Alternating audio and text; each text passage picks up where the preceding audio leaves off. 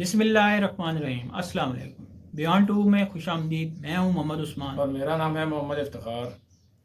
आज के viral issues में हम बात करेंगे ईरान का यूएई पे हमला और बड़ा शोर मचा हुआ है एक प्लाजे का जो इस्लामाबाद में है, और बात करेंगे हम हीट वेव के बारे में। तो इफ्तिखार साहब, आप क्या समझते हैं कि ये तो ईरान और अमेरिका आपस में, उन्होंने कहा पीछे कल बयान भी दिया ईरान के वज़ीर ख़ारजा ने कि हमने अपने उनके जो नकात हैं मुज़ाकरात के नकात हैं उनको पढ़ना शुरू किया जो ईरान ने पहले भेजे, फिर उसको जो है इन्होंने स्टडी करके उन पे उसको वापस अमेरिका को भेजा। पाकिस्तान भी मिसालत से पाकिस्तान के थ्रू भेज रहे हैं, तो वो कहते हैं हम इसको भी स्टडी कर रहे हैं, इसका जायज़ा ले रहे हैं, तो फिर हम आपको बताएंगे। लेकिन इसी तनोर में इसी बातों में एक खबर आई कि उन्होंने कोई 100+ ड्रोन जो है ना वो दागे हैं यूएई पे। तो इसके पीछे क्या राज है? असल में उस्मान भाई बात यह है कि हमारे जो है ना पहले तो हम कहते थे कि हमें ट्रंप की समझ नहीं आ रही कि ट्रंप क्या करना चाह रहे हैं, लेकिन अब तो हम ये कहेंगे हमें ईरान की भी समझ नहीं आ रही कि ये क्या करना चाह रहे हैं। असल जो कहानी है बीच में वो इस तरह चल रही है कि जो यूएई है उसने कोई मदद की है अमेरिका के बहरी जहाज़ जो है उनको स्टेट ऑफ हॉर्मुज़ से गुजरने के लिए कोई अपनी जो है पानी वगैरह दिया गया या कुछ जो है ना सहूलतकारी फराहम की गई है उसको। तो उसके वजह से कहा जा रहा है कि ईरान जो है वो उसने इनसे फिर हमला किया सिर्फ इस बिना पर कि आप अमेरिका को जो है वो सपोर्ट कर रहे हैं, उसकी मदद कर रहे हैं। तो इसलिए उन्होंने आज फुजीरा में जो है ना इनकी ऑयल तनसीबात हैं यूएई की, वहाँ पे उन्होंने हमला किया है। और वो जो है ना अब सुनने में तो ये आ रहा है कि यूएई जो है इस टाइम वो इस कंडीशन में आ गया कि वो ऑयल अपना बेच भी नहीं सकता, वो सिर्फ अपनी ज़रूरियात को पूरी करने जो उनके पास ऑयल रह गया। उनके पास वो अपनी ऑयल की जो ज़रूरियात हैं वही पूरी करने के लिए ऑयल उनके पास बाकी है सर। तो आपका कहने का मतलब है कि जहाँ अमेरिका एक तरफ तो मुज़ाकरात की बातें कर रहा है, लेकिन बैकडोर वो बंदा वो कहता है कि अपनी वो चलबाजियों से चालाकियों से बाज नहीं आ रहा। हालांकि होना तो ये चाहिए कि मुज़ाकरात की जब बातें चल रही हैं आप दो पार्टियों के दरमियान, तो इस तरह की सारी एक्टिविटीज़ को बंद करना चाहिए। बल्कि ईरान ने तो पहले क्या ये जो नाकाबंदी उसने लगाई हुई है स्ट्रेट हॉर्मुज़ पे, तो उसको भी हटाना चाहिए, लेकिन उसने वो नहीं हटाई। और ये जो उन्होंने रास्ता उसको फराहम किए, और ये भी बात सामने आ रही है कि जो रास्ता दिया जा रहा है, जो जहाज़ उधर से गुजरा है वो अमेरिका का झंडा लगा के गुजर रहा है। लेकिन इसके पीछे जो भी इसकी डिटेल्स आएंगी तो हम आपके साथ शेयर पहले करेंगे। असल में इसमें यह कहा जा रहा था कि ईरान ने कहा था कि हमने ये हमला नहीं किया। ईरान ने इसकी जो है ना वो तस्दीक कर दी थी कि ये हमने हमला नहीं किया। तो सुनने में ये समझने में ये आता है कि शायद इसराइल ने बीच में कुछ शरारत की है कि दोबारा से ताकि ये काम सारा खुला जाए। लेकिन अब कुछ जो हालात वो यही बता रहे हैं कि ईरान ने ही ये सारी हरकत की है जो इस पर मिसाइल मारे ड्रोन से हमला किया गया है। तो ईरान ने तो स्ट्रेट फारवर्ड अपनी जो है वो कायमा कमेटी है उनकी अमन कमेटी, उन्होंने तो स्ट्रेट फारवर्ड कह दिया कि अब आप जो हालात देखेंगे उसमें आपको पता चलेगा कि जो जंग अब होगी तो उसमें स्ट्रेट फारवर्ड उन्होंने क्लियर कट कहा कि अब जो है ना अमेरिका को बाप कहने वाला भी नहीं बचेगा। तो इस तरह के जो है ईरान का बयान ये वाज़ेह करता है कि हालात जो है दोबारा शायद जो है ना जंग की तरफ जाएंगे। और ये अल्लाह पाक हमें महफूज रखें तो ये बहुत मुश्किल हो जाएगा दूसरे ममालिक के लिए, क्योंकि जब इस तरह का कोई हमला या कोई जंग होगी तो वो सब मुल्कों से सफ़र करेंगे। बिल्कुल ऐसी बात है। पाकिस्तान जैसा मुल्क भी सफ़र कर रहा है, हमारी अवाम भी सफ़र कर रही है। तो हम तो यही दुआ करते हैं कि ये मुज़ाकरात किसी नेज पे पहुँचें और ये जो जंग के जो बादल फिर से मंडला रहे हैं तो इसको ख़त्म होना चाहिए।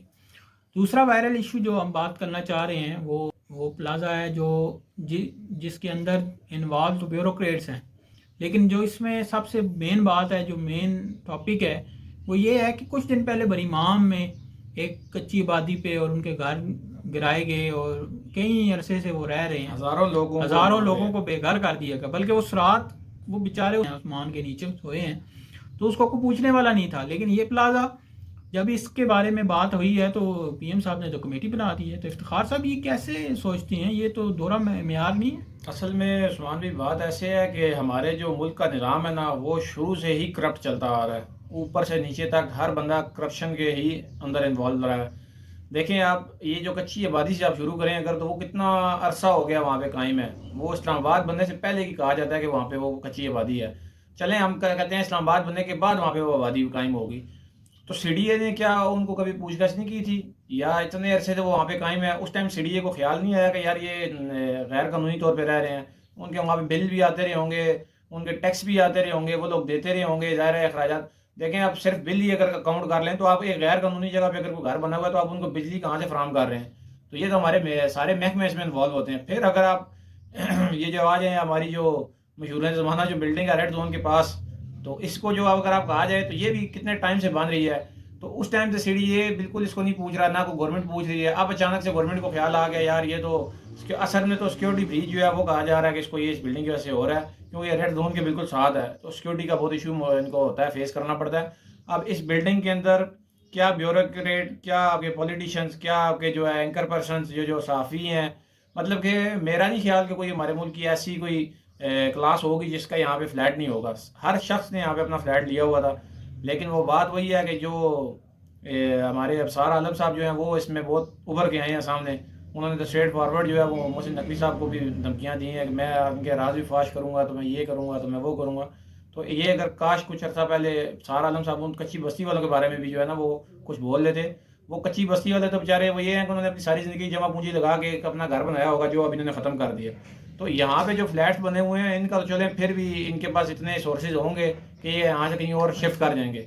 लेकिन वो गरीब तो वो गया, और ये सबसे बड़ा जुल्म है गरीब के साथ। और दोहरा मेयार यहाँ से स्ट्रेट बिल्कुल जो है ना साफ और वाज़ेह पता चल जाता है कि हमारे मुल्क में कानून दो ही हैं, अमीर के लिए अलग कानून है और गरीब के लिए अलग कानून है। ऐसी बात है 2005 की ये बातें शुरू हुई हैं कि 2005 में जब ये बिल्डिंग बनना शुरू हुई और लीज़ पे ली की, तो उसके बाद कोई पेमेंट का इशू लीज़ कंपनी ने नहीं थी। लेकिन सोचने की बात है कितनी हुकूमतें उसके बाद चेंज हुई, कितने लोग आए और कितने इसमें इन्वॉल्वमेंट हुई और कितने अदारे इन्वॉल्व हुए हैं। सारा कुछ तो हुआ है ना इसके अंदर। एक आप रेड जोन में एक बिल्डिंग को खड़ा कर रहे हैं, और वो बिल्डिंग जिसकी बुनियाद ही नहीं है, और उसकी बुनियाद बंदा कहता है कि एक पेमेंट भी नहीं हुई और कुछ भी नहीं है। तो अब जाके कितने अरसे बाद आपको 20 साल बाद याद आ रहा है कि नहीं ये हालत है। तो उसी जगह पे तो सोचना चाहिए कि जहाँ इमाम की आबादी वालों को आप ना बगैर नोटिस दिए आप जाके वहाँ ऑपरेशन कर देते हैं, तो इधर भी तो ऑपरेशन करें ना, इधर भी तो वही मेयार रखें ना, ताकि अवाम आपको कहे हाँ जी यहाँ पे कमेटियाँ बनाई जा रही हैं। यहाँ आपने कमेटी बना दी है जी, वो डिटेल आएंगी। और आज आपको पता है, आप भी इस मुल्क में रहते हैं, कि इस मुल्क में कमेटियों का क्या बनता है। फाइंडिंग आएगी, हाँ जी ये कमेटी इसने, हाँ जी ये लीजिंग कंपनी ने पैसे नहीं दिए, ये नहीं किया, वो नहीं किया। अब उसका एंड पे क्या होगा, सबसे हाँ जी इनको पैसे दे के इनको यहाँ से निकाला जाए, फिर ये कंपनी फिर किसी को बेची जाएगी। वही हिसाब है PIA का। आपने खुद उसको खसारे में किया, ठीक है, खसारे में करके बाद में इसको आप प्राइवेटाइज कर रहे हैं अपने ही लोगों में। कितने बिडर थे, लेकिन आपने अपने लोगों को बिड करके और उनको फैसिलिटेट कर दिया जी ये अब बड़ी चली जाएगी। तो ये पॉलिसीज़ हैं, थोड़ी सोचना चाहिए हुकूमत को कि आप एक इमेज तो बिल्ड कर रहे हैं कि हम जी सारों को बराबर ट्रीट कर रहे हैं। मोहसिन नकवी साहब ने कहा तो दिया है कि हम उधर से एक ऐसा पेरिस जैसा जो है वो इधर शहर बनाएंगे और उधर होटल्स बनेंगे। असल में बनाना यही चाह रहे हैं, बनाना ये तो चाह रहे हैं, लेकिन वो आप उनको कोई टाइम फ्रेम दो यार, ये खाली करें, आप उनको अल्टरनेट दो। ये सिर्फ एक जगह की बातें नहीं है। आप इधर आए रोज़ पाकिस्तान में या किसी शहर में भी देखें जी, आपने यहाँ रेडी वाले को उठा के आपने फेंक देना है। आपने नहीं सोचना कि यार ये रेडी वाला अपने बीवी बच्चों के लिए कमाई कर रहा है, उसके बदले आप उसको उनको एक खुली जगह दें या कोई जगह उनकी मुख्तस कर दें। यार आपने इधर करना है। अब एक रेडी वाला आपकी दुकान के किराए कितने हैं, किराए नहीं दे सकता, इसीलिए उसने रेडी लगाई हुई है ना। अगर वो दे सकता तो वो तो दुकान पे खड़ा हो जाता, दुकान ले लेता, अपनी दुकान बना लेता। अगर रेडी वाले ने इधर दुकान खड़ा करता है और उसको आगे आप रेडियाँ उल्टा रहे होते हैं।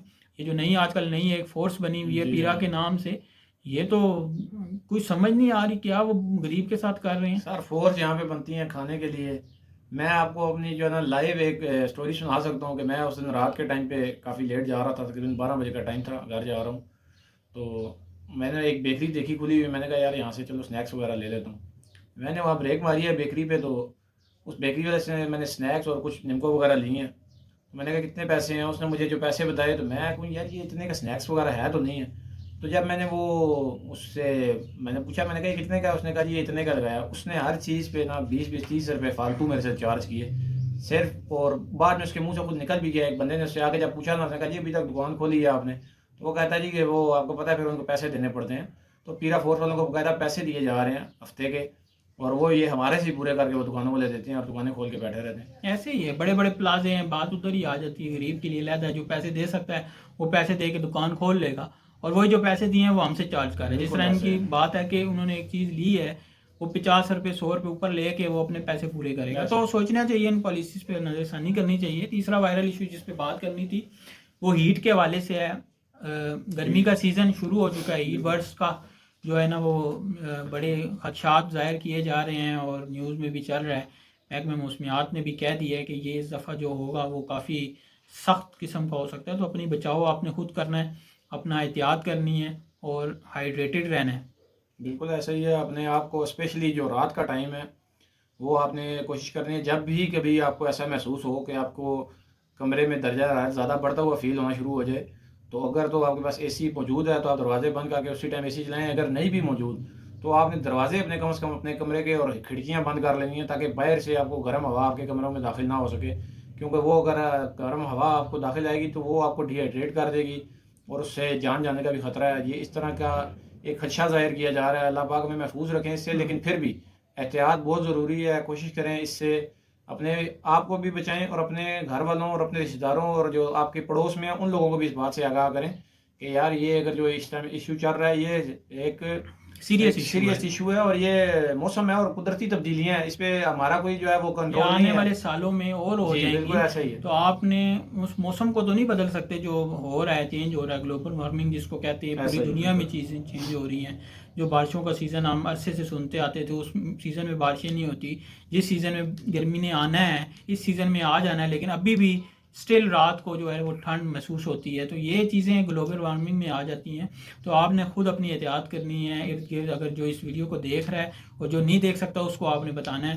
तो अपना बहुत सारा ख्याल रखिएगा। इस चैनल पे अगर न्यू है तो इस चैनल को सब्सक्राइब कर लें। कोई चीज़ पसंद आई है तो इस वीडियो को भी लाइक कर लें, और सजेशन है तो वो भी हमें अपनी कमेंट बॉक्स में अपनी कीमती राय का इजहार ज़रूर कीजिएगा। और इस चैनल को अपना चैनल समझें और इसको सब्सक्राइब करें और अपने दोस्तों के साथ भी शेयर करें। अपना बहुत सारा ख्याल रखिएगा। अल्लाह हाफिज़।